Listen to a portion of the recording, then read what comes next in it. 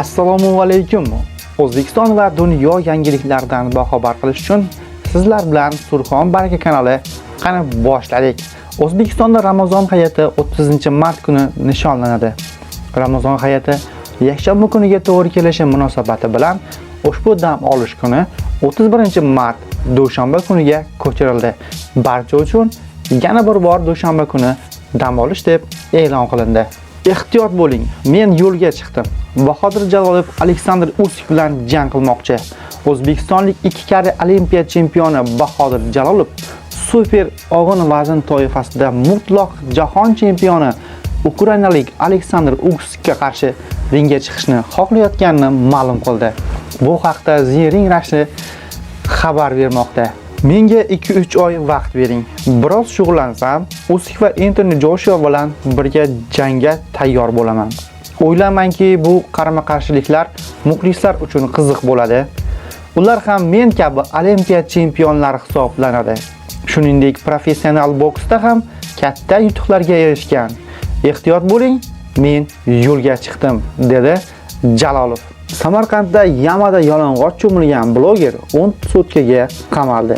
Shuningdek, qilmishi uchun barchadan uzr so'radi. Qozog'istonda yurgan yurtdoshlarimiz uchun muhim yangilik. Kaspi Bank orqali endi O'zbekistonning Uzkart va Humo tizimidagi bank kartalariga bir marta o'tkazishda 15 million, oylik miqdori esa 150 milliongacha bo'lgan miqdordagi summani o'tkazishingiz mumkin bo'ldi.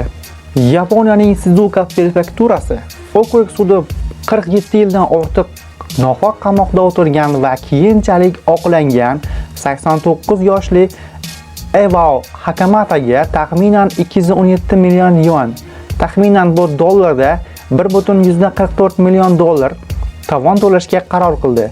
Bu haqda The Manche xabar berdi. Hakamataga sud tomonidan belgilangan tovon miqdori Yaponiya tarixidagi eng yuqori ko'rsatkich bo'ldi. Uning qamalishiga sabab 1966-yilda 4 kishini, ya'ni bitta oiladan 4 kishini o'ldirilganligi jazosiga hukm qilingan va 2024-yilda bu ayblov takroran ko'rib chiqiladi va oqlanadi. 2025-yil yanvar oyida esa sudga da'vo kiritib, tovon puli undiriladi. Suriya aholisi butunlay internetdan uzildi. Yanvar oyida ham Asad tarafdorlari sababli internetga ulanishda muammolar yuzaga kelgandi. Hozircha shular. Ma'lumotlarimiz foydali bo'lgan bo'lsa, albatta obuna bo'lib qo'yishni unutmang.